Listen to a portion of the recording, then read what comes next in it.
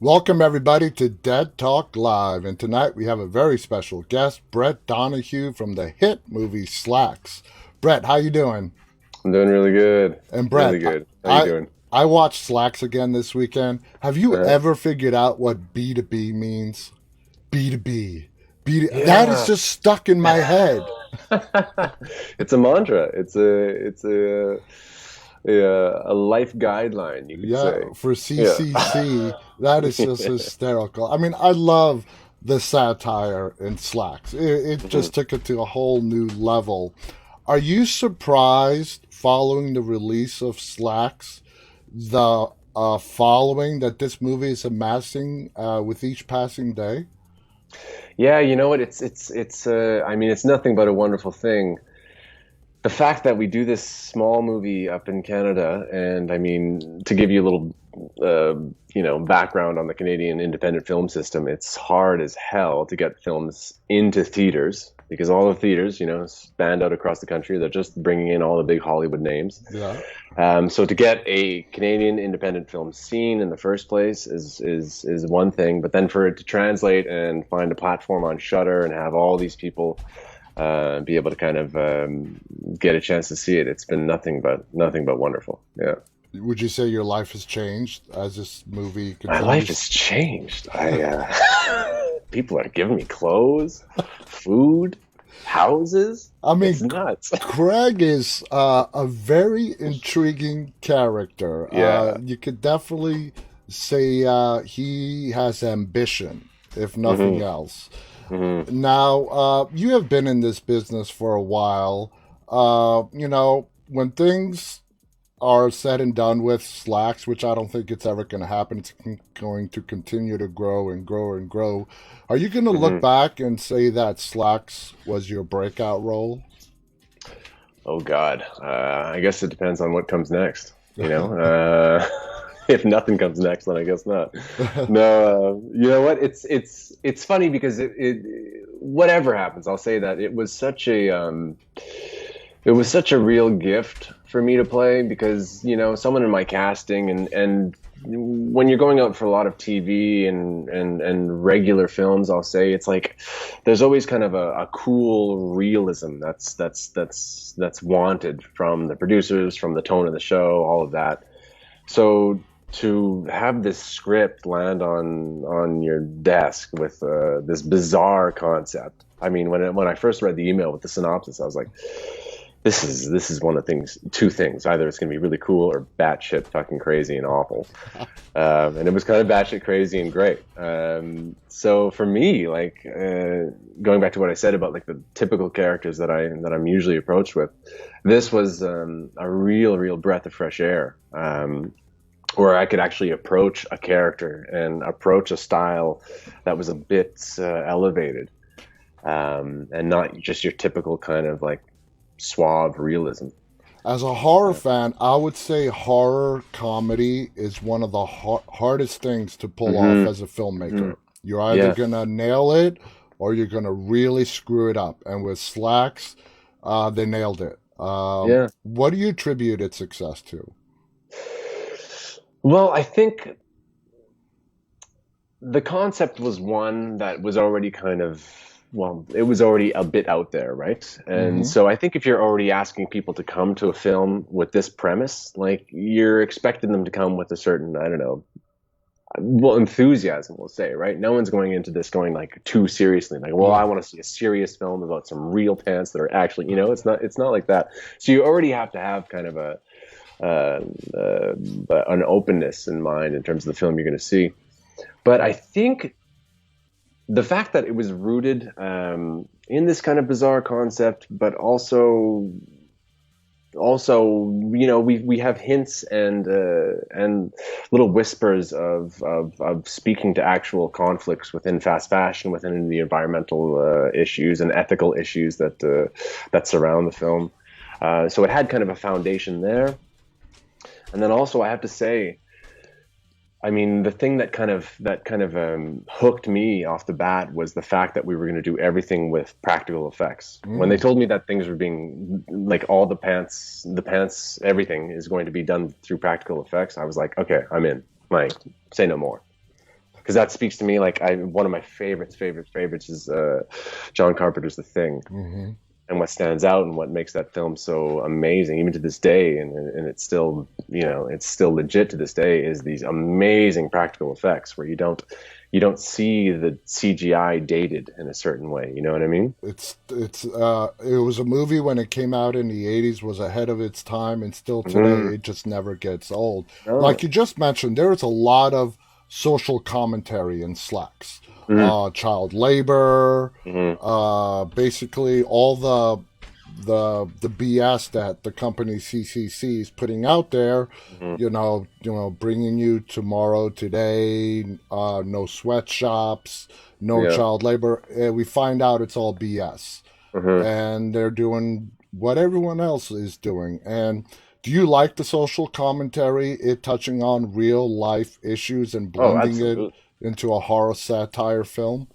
Absolutely. I mean, it's the best. It's almost the best way to kind of talk about some of these issues. Because if it was just a straight up documentary about the ethical horrors of fashion, then I mean, it would achieve a certain goal. It would reach certain people that wanted to really sit through a serious topic. But I think one of the best ways to actually put the lens on something is to do it in a satirical manner, or to do it in a way that has a little comedy in it. So people are kind of, their guard is lowered a little bit, and they can kind of see the issue while enjoying themselves in a movie. So it becomes an experience about many things. It's the enjoyment of the movie, and also this thing kind of lands and makes them think twice, or makes them think a little deeper about the issues at hand. And I don't know, it just kind of allows Yeah.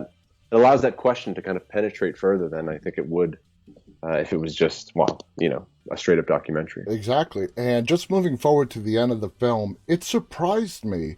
Mm. Watching the whole film, I expected Libby, who, was played by, I got her name right here, Romaine Dennis, who did a brilliant job at playing Hmm. Libby. Hmm. The way the movie ended, it was not a happy ending. No. Like you would kind of expect maybe from a satire horror film. The ending was very, oh my God, what's going to happen now? Everyone is dead. We see a massacre ensue inside the store. Hmm. I liked it because it totally threw me off from what I was expecting. Did you like how the film ended? Yeah, I mean, I mean, for me, I love films that don't quite resolve, Mm-hmm. or that leave us a little bit, I'll say, unsatisfied in a way, but not like dissatisfied. Of Exactly. course, we're always kind of geared towards the protagonist of the film, coming out on top and resolving the issue. But, it just speaks to that this issue, regardless of what happens in the store, it's being replicated by company after company after company after company. So there's no like finite moment where it can Yeah. kind of come to a closure. So what we need is just more pants on the rampage, and and more death, I suppose. So let's go back to the start of this project. How did this role come your way? How did the audition process work out? Yeah, it was really I think it was in late January or something like that. And that's usually the time where the old the old forms of the pilot season, which doesn't really exist anymore, but that's normally the time when things kick up, and all of the network TVs and a lot of things is they're looking for what they're going to do for the next year. So it's usually a busy time, and then this just came through my agency, with a bit of a raised eyebrow. I'll say they were kind of like, "What do you think of this?" And as I said, like reading the synopsis, it was one of two things. It was like, "This is going to be amazing," or "This is going to be a real piece of shit." Like it's going to be a Yeah, real yeah. movie. But you know what? I started reading it, and I was like, okay, that's funny. Oh, that's cool. Oh, that's interesting. Oh, I see where they're going with that. Oh, that's surprising. And it kind of kept developing in a way that was surprising to me. And usually when you get something like this, you get a few pages in and you get a sense of what it's going to be and where it's going to go. But this was so off the wall. Like I had really no idea how it was going to end, Hmm. to your point before, or what they were trying to do with it until I kind of had a bigger picture of it all. So it was real, and it was just so different that it was really, really refreshing in that sense. And was it a single audition? Was it a tape? Did you have to come Yeah. back for a No, callback? so yeah, so we it was a tape originally. I got a friend of mine. We did it in my house, and we just kind of like, again, one of the beauties of it is that it really kind of it allowed a real freedom. Like what I was saying before about it being kind of a heightened material or a heightened situation. You know, it's not just going for the straight up realism. Hmm. It allowed me to kind of go like, well, shit, I'm gonna just go for something here. So I think I went like what you saw in the movie was probably a little bit less than what I did in the audition. Like I really like went out there for a version of Craig that we kind of honed in, but That's it hard to got there. imagine. I know, I know. I can't remember what I did. I think I like started with him just doing a big line of Coke or something like that, and it was that's where the B2B kind of came from, which kind of makes sense. But we went a different way, obviously. Anyway, so yeah, I sent this thing off, and I was like, well, we'll see what happens, and then. Elsa, the director and writer, and Patricia, the co-writer and the producer, they saw it and they called me in, and we had a big conversation about it. We kind of did a few scenes again. And then I was like, they were like, well, we want to do this. And I was like, well, I want to do this. So That's let's make it great. happen. Now, when you got the role, and you said your audition, you took Craig to a way wacky level than what we actually saw on the screen. Was it a conversation between you and the director on how you guys wanted Craig to be portrayed in this movie? Was it a Yeah. collaboration? Oh, yeah, yeah, absolutely. From day one. Elsa was great in that matter. Because it was her first feature with a real full cast of professional actors. So she was quite open in terms of that being a new experience for her. So nothing was taken for granted. Like we had conversations at length about kind of the progression, and it was tricky for Craig because we had to kind of see him go from this anal go-getter trying to climb the corporate ladder to someone that eventually is going to murder someone to wherever else he goes. It's quite a journey for so it was important for me and for her to kind of mark these steps so it's plausible. Say like, okay, Yeah. so how does he get here exactly, and then how does he get from there to there? Because we have to make it. It can't just be if it's too ridiculous, then it's too ridiculous, and no one buys it, and then no one's really interested, and then I'm not really interested. You know what I Exactly. mean? Yeah. Now, if you were to describe Craig and what got you in the mindset to portray him, do you see him as this overly ambitious store manager? Do you see him somebody that might be a few apples short of a fruit basket? Is he has just been in this for too long that Yeah, he's just completely lost his way? yeah. You know what though? I was trying like from the get go. I really tried to find. I was really sympathetic with Craig, or I had to find a certain sympathy for Craig, and really I mean, kind of a way in for things for me anyway is psychological. Like I kind of have to find what is driving this and why someone is going to do the things they're going to do. So by the end of it, like I loved him. I loved playing and I loved finding these reasons why he goes to this next step. And I think ultimately, like he's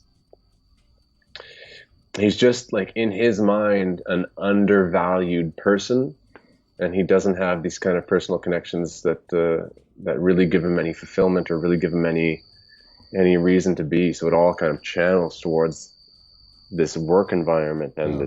this placement with Harold Lansgrove and Yeah. Now, Craig, throughout the majority of the movie, is you don't hate him, you kind of sympathize with him. hmm That all turns when Shruti and Libby are talking to Karat, the hmm possessed genes, out in the hmm hallway, and you hmm come out with the fire extinguisher. yeah. It is at that moment that you become the bad guy. Do you agree with that?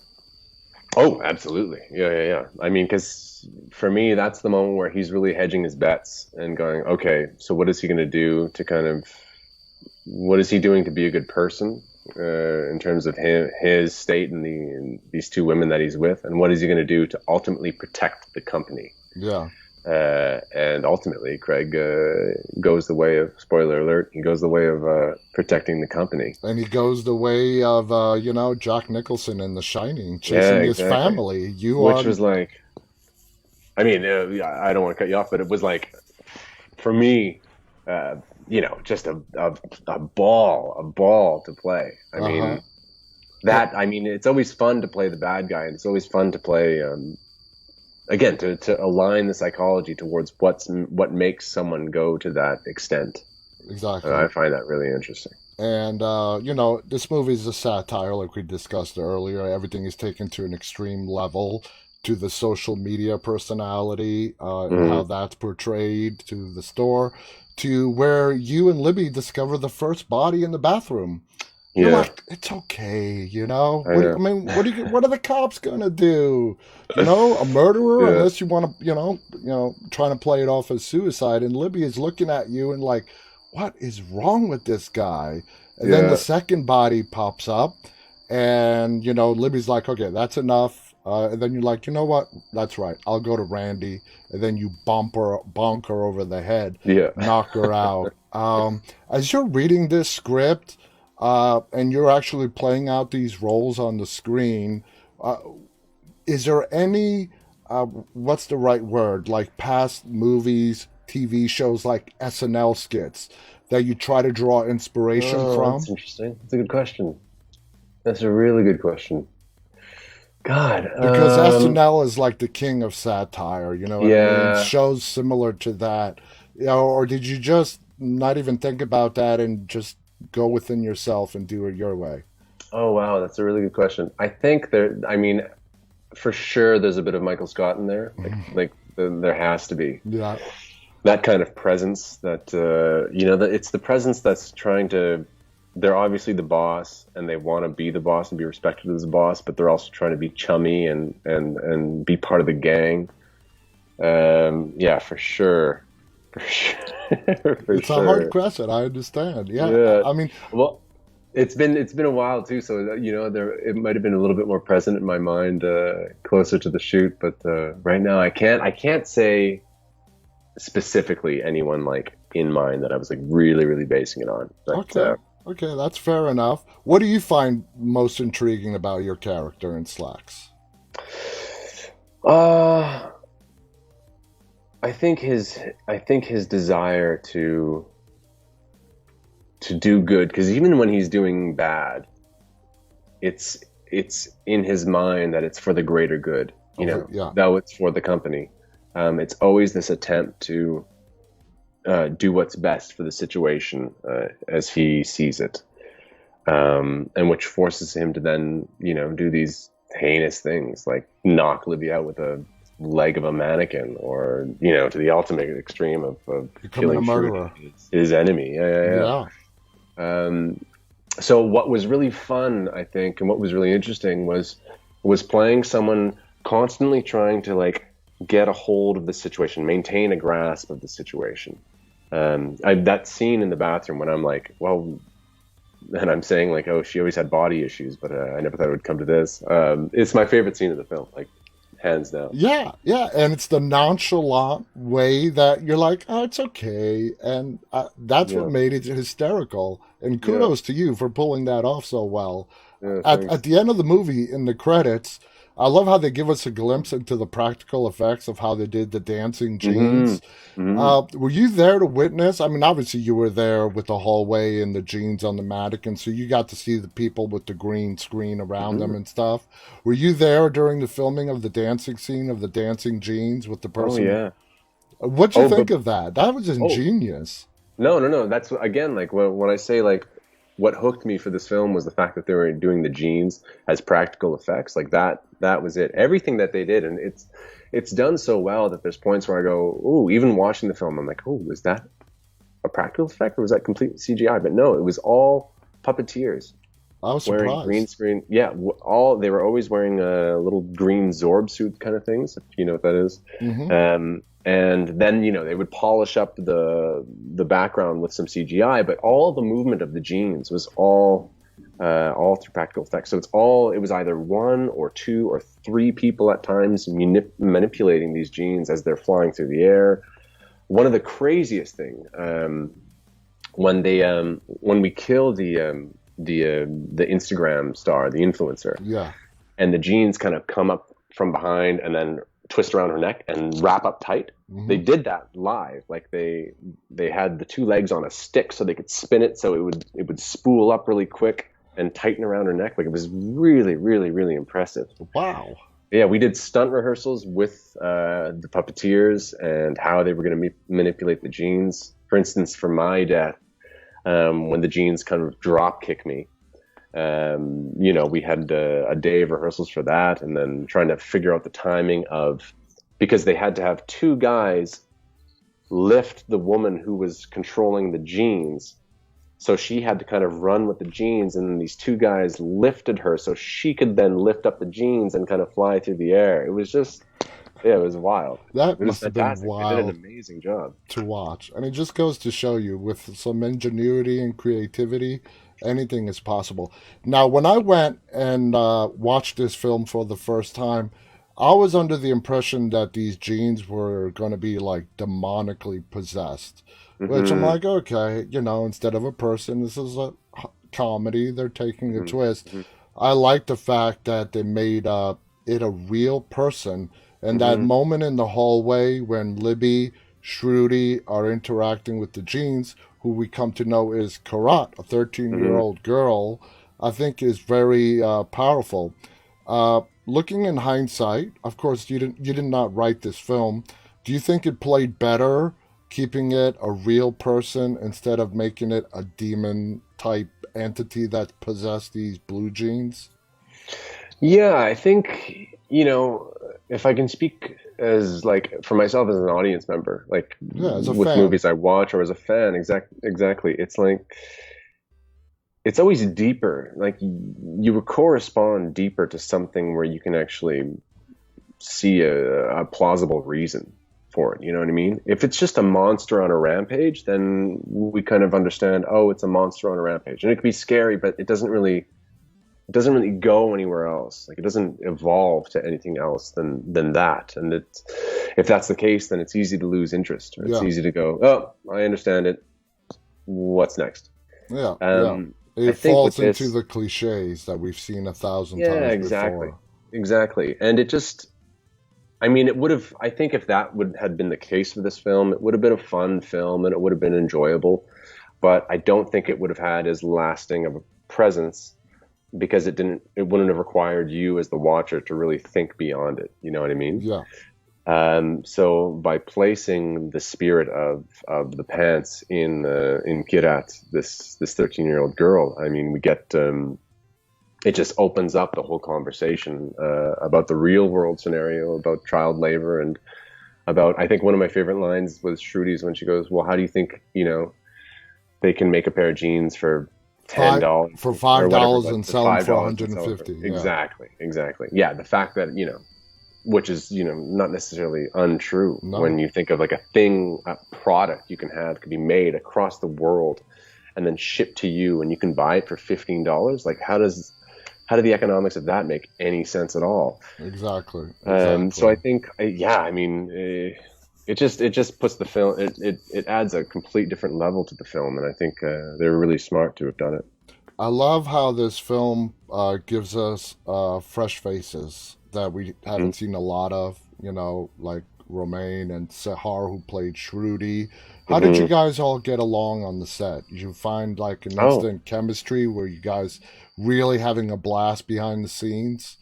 yeah, it's funny. Zahar and I actually went to school together. Really? We went to a theater school in Montreal together. So there was already an instant, a well-established chemistry there. And yeah, I think everyone. I mean, no one. I have no place for egos. I have no patience for them.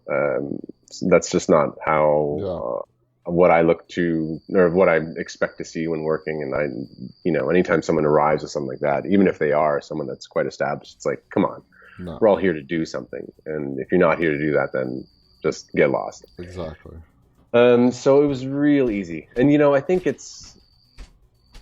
when it's something like this, when it's a what the film was, what it required, what it was about. It kind of takes everyone to go, okay, so on what level are we doing this? So it actually requires a real kind of collective effort, because everyone kind of has to get on the same page in terms of how we're playing this, like how we're playing it up, and how do we keep the tone consistent, and all of that. So I think it was really, and it was well managed by Elsa and Marie Jalinas, who's one of the producers who I'd worked with before on another film.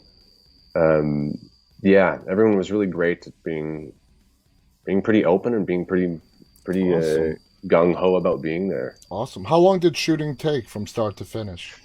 God, I think it was. I'm pretty sure it was 3 weeks. We did the whole thing in 3 weeks. It was 3 weeks in 3 locations. Okay, that's pretty Yeah. good. That's pretty good. Yeah. You've been in a couple of other horror films. Mhm. What is it? What's the difference being in a comedy satire, horror film as opposed to an actual serious other type subgenre in the horror realm? Is there any Yeah. difference? Is it all the same? Is it more lighthearted? Do you have to go into a different frame of mind to pull off the comedy aspect along Yeah. I as think opposed to the so. scare?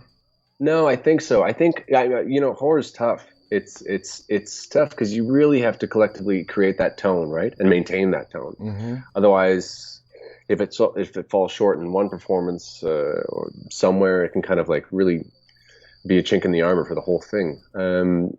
But I think what was important for us was really because you don't want to lean too heavy into the satire or too heavy into the comedy. Otherwise, it gets just a bit too ridiculous. And we Hmm. still want those like surprise moments. We still want those fright moments, even if they are colored a little bit with the ridiculousness. But yeah, I think it's just kind of it's putting the work in to really establish that tone Yeah. and to really establish how big do we go. Because as I said in my audition, where I went a little bigger with Craig, if you can believe.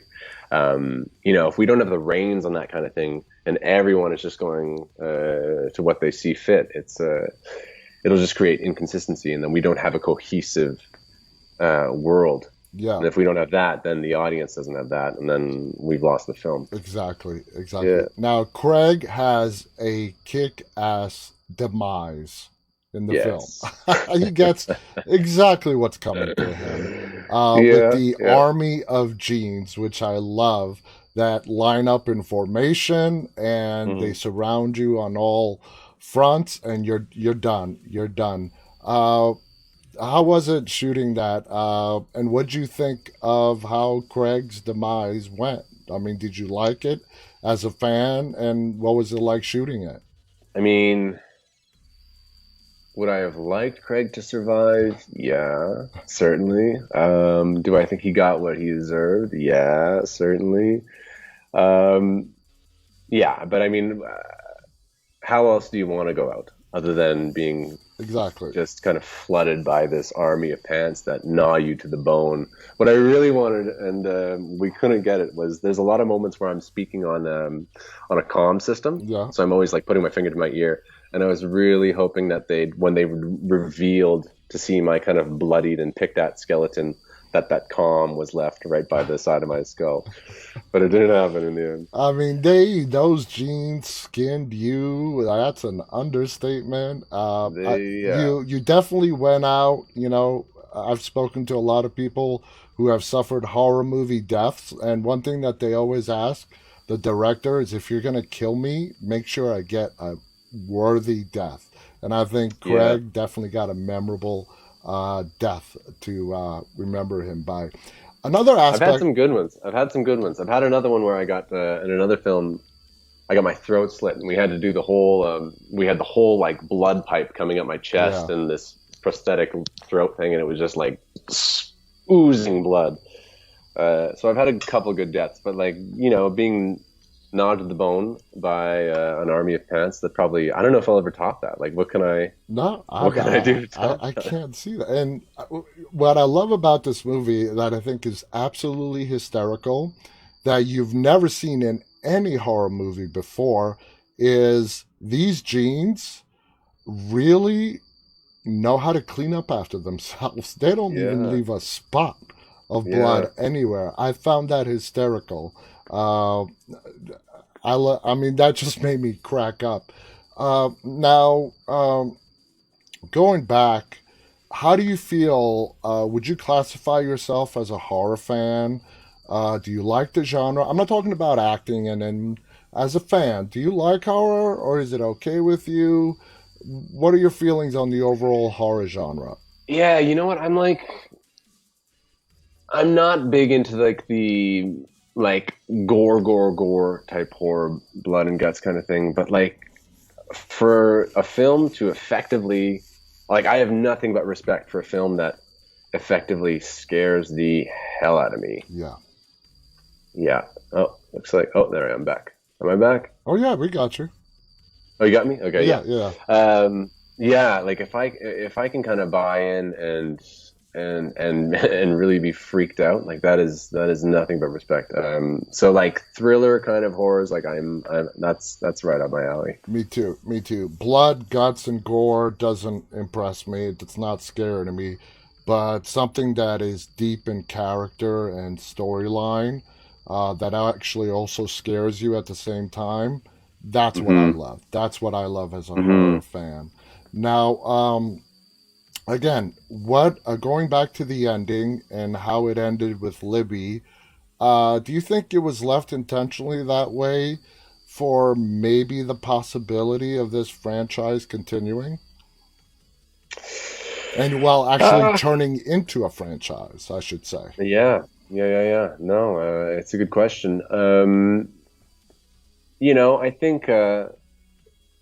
I think what they were trying to do was just put it out there in terms of like kind of what we discussed before. Like, there's no, there would be no real like appropriate closure point Yeah. because the problem is bigger than this one store or this one company, right? Um, but I mean, I would love to see more of Kirat taking her revenge Yeah. and going to different franchises and just the story expanding. I mean, I'd be happy with that. And that's where the surprise for me came, where the ending surprised me, which is something really good. As a person who's watched a lot of movies, horror movies Yep. in particular, you expect it to go, okay, Libby's going to talk Karat down. They're going to detach themselves from the genes. They got their justice. They got their Right. voices heard. But it went completely another way. And these genes now are looking for beyond justice. They're out Yeah. to avenge themselves. Um, how do you feel about that concept? I love it. It totally threw me off for a loop. Yeah. I mean, it's nothing but fun for me. I mean, to imagine these genes continuing their rampage, like to going to other CCC stores and recruiting more of the super shapers. That's the thing. We were the flagship store in our region, we could say, Yeah, but plausibly, there's a lot more of these genes out there. There's a lot more of we'll say Kirat's blood infused with this genetically modified yeah, cotton, which was another thing that we haven't touched upon, which I think was brilliant in terms of the facade of this company being super ethical, super conscious, only using organic materials, not having any child labor. But then, it turns out they're using GMOs. Yeah, this specific GMO, and her blood infuses with this GMO, which causes this kind of creature to be. I thought that was really, really, really smart, really fun. really unique. Now let's go back Yeah. to you. Let's go to you. Your the start of your career. Your credits go back into like the mid 2000s. How Mhm. did you get started in acting? How at what age did you realize you wanted to be an actor? And how did it all come together for you? Mm. Well, I wanted to play in the NBA. Like, I was a huge basketball fan. That was like my goal growing up, and didn't happen, obviously, for many reasons. But like I was really big into sports as a kid, and then when that was not looking like it was going to turn out, I joined an improv team, and then I went to university, and I really didn't know what I wanted to do. But one of the courses that I took was this theater course, and it became the course where I put all of my interest in. And then that translated to going to from university to a conservatory in Montreal, where I had another 3-year program to kind of delve further into it. I don't know. It was when I was growing up. Like I loved movies. I loved TV. I loved SNL. I loved characters, and I loved Hmm. kind of the storytelling Yeah, element. My dad's a big storyteller, but it never seemed like something that I could do. Like it never seemed like a vocation, like a job that yeah, someone could do. It was like this thing that some people do in Hollywood, and that's just they got there somehow, and that's what they do. yeah. For me, it was never like an avenue to pursue. Until I kind of got into it, and I found some success, and it became this thing where I was like, okay, this is really interesting to me, and I want to keep pursuing this. And after I went to this conservatory school, I kind of got out and started the business, and started getting little parts here and there, and doing a lot of theater. Like I always, the school I went to was a theater school, and it was always a big part of my development. And I still do theater every now and then.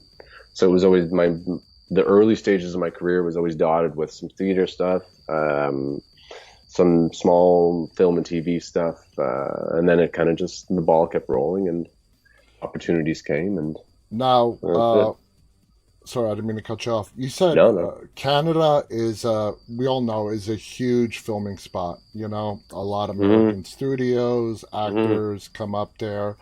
Uh, you are Canadian, right? I am Canadian. Yeah. So how do you feel? Because I've spoken to a lot of people that are Canadian and they're being cast in roles filmed in Canada, which I think is very appropriate. What do you think has changed over the last 5 to 10 years, and what new opportunities have been created for Canadians in the motion picture industry? Well, I think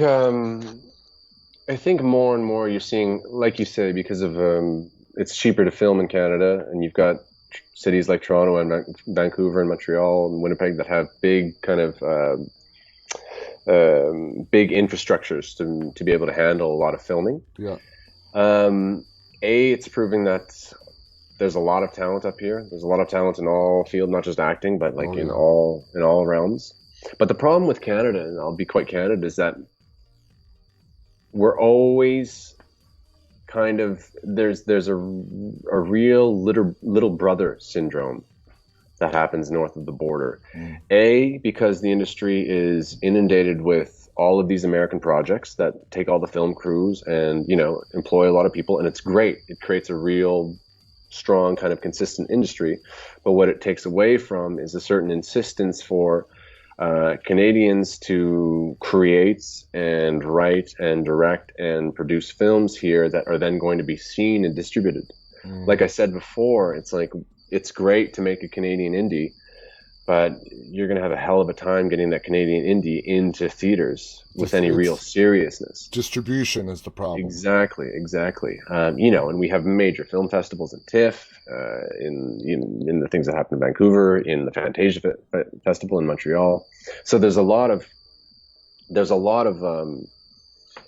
it's weird. There's a lot of presence, but in terms of the Canadian influence on that presence, it's not as strong, because it's really kind of the Canadian experience is kind of spread thin around Yeah. all of these different projects that are coming from elsewhere. And again, as I say, it's important to have, but it kind of takes away from our ability to kind of create a strong industry of our own.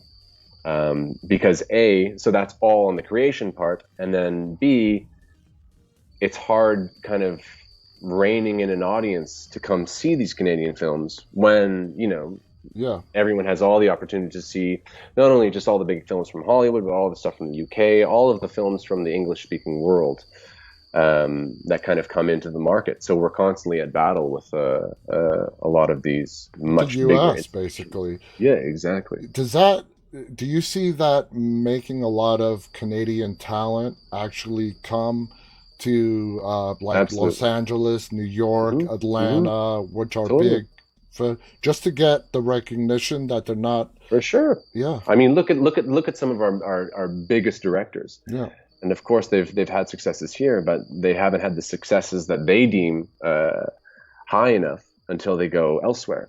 And there's a really kind of weird thing for actors that there's kind of like an undue clout that arrives when you go and live and start doing things in LA a little bit, even if you yeah. don't necessarily progress in terms of like the roles that you're getting. The fact that you're in LA, it kind of makes you look more attractive in terms of um, It's in terms of the perception. casting size on exactly in terms of the casting directors and what's happening in Canada.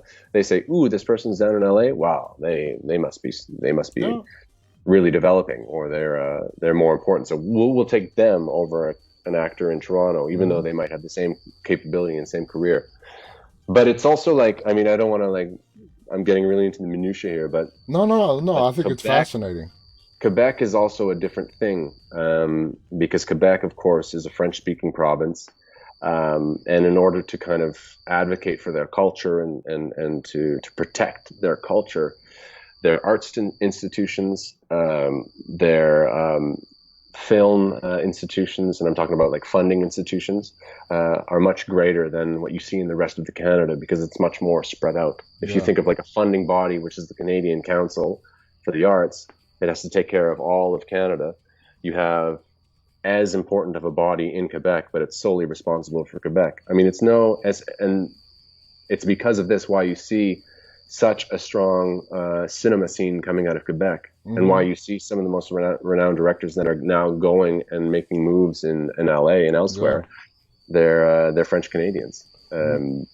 One of the biggest surprises that I have found since I've started doing this show now 16 months is how like the majority of Hollywood that includes all of motion picture arts entertainment, Mhm. 90% of it is really perception and how Oh, important perception is. oh, for The sure. image you portray, that is something that uh, when I started this, I was just a regular fan, and now I know that perception is a big key. How do you, what address are you coming from? Like you said, Yeah. are you in LA? Everybody knows I live in Northern Virginia, but I'm originally from New York. If I'm connecting with somebody in the industry, I tell them Hmm. I'm from New York. Of Because course. if I say I'm living in the DC suburbs of Washington DC, it's not going to have the same effect. No, exactly. Now, as are you seeing anything being done to change that in Canada?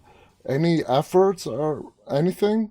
Yeah. I mean, again, there's always an effort. There's always an effort to kind of put the spotlight more on Canadian productions. But as much as like arts councils and government institutions are like, hey, support Canadian stuff, the cinemas are privately owned. They're going to make the decisions that make them money. Until the money comes around behind it, it's going Hmm. to be hard.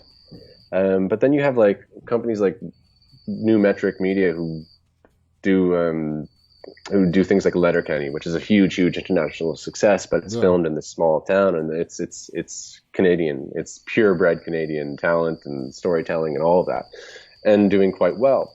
So I think with online platforms like Netflix and Hmm. Crave and all of these things, it kind of gives um, it gives different outlets for Canadian talent and for Canadian creations to find an audience that's separate from the traditional kind of cinema practice Yeah. or the cinema system, which is quite closed. Okay. Now, have Yeah. you ever considered like moving to LA or New York to further your career? Yeah, yeah.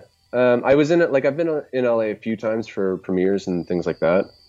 Um, and it's kind of funny. It's like one of these. There's always seems to be. So Slaxx was actually a thing that interrupted one of my trips down to LA. I was like, okay, I'm gonna go this year, and then I got this film right off the bat.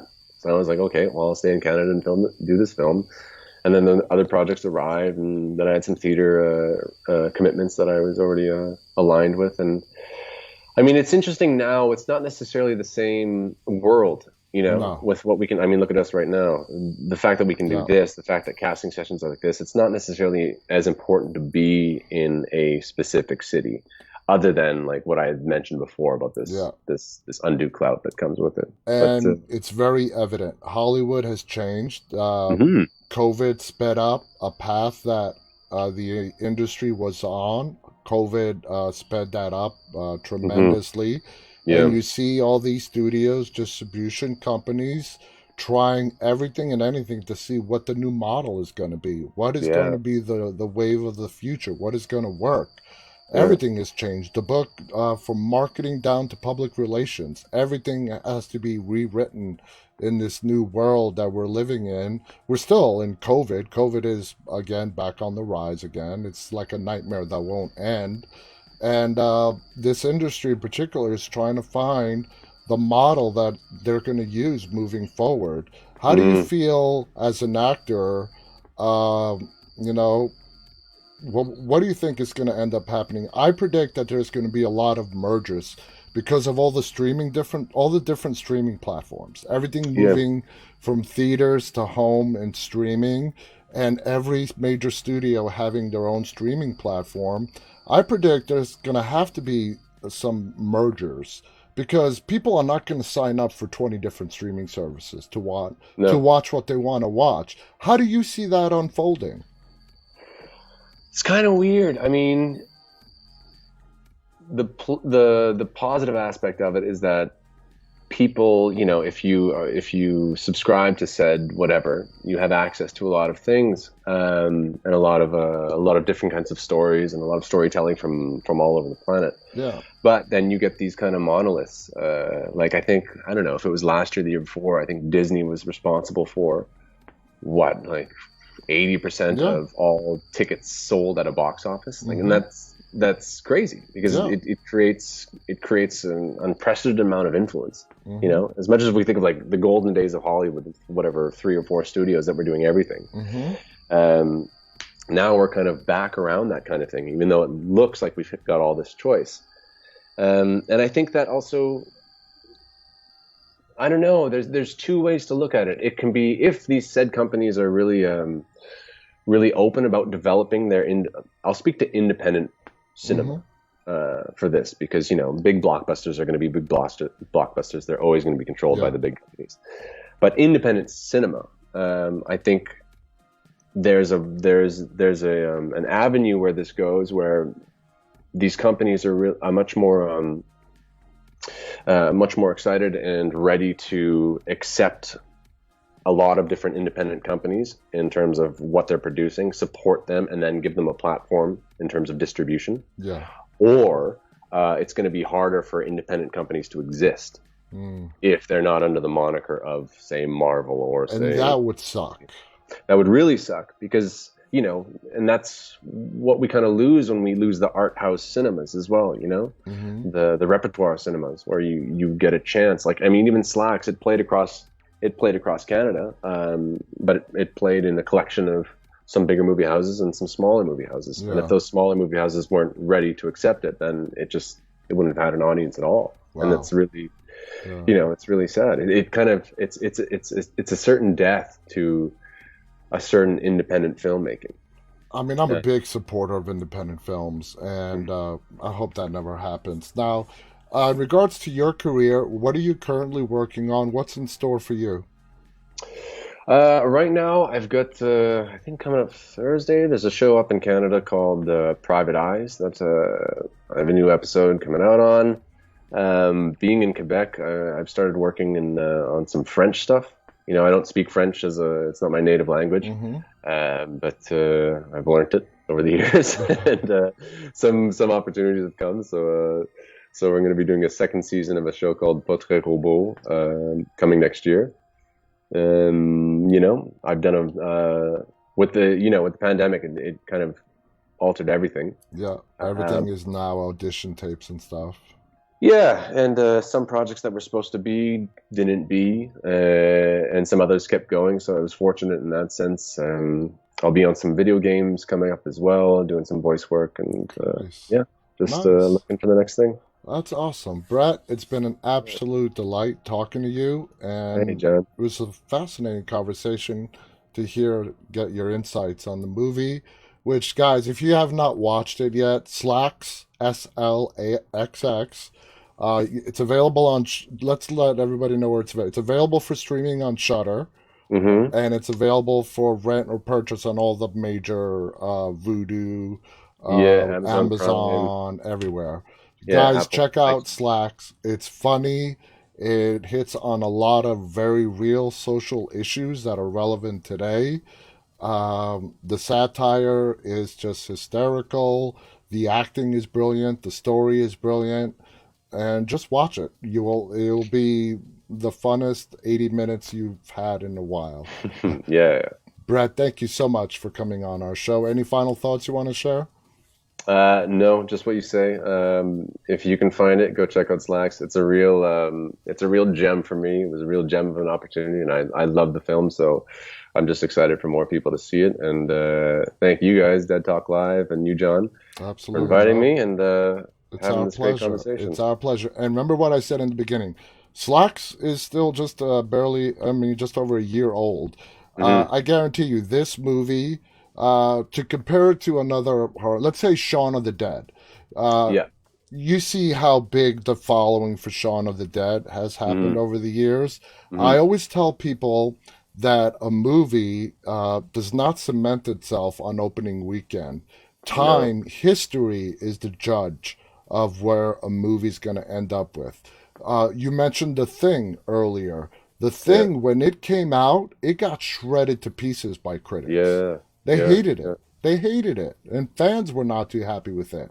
Now look where it stands. Exactly. Exactly. So I think Cult Slacks is, classics. yeah, Slacks is gonna. I think it's gonna keep creating a big. It's gonna get a nice cult following. So Well, I hope so. Brett, thank you so much. I want to thank all of our audience who's tuned in tonight. We'll be back again tomorrow.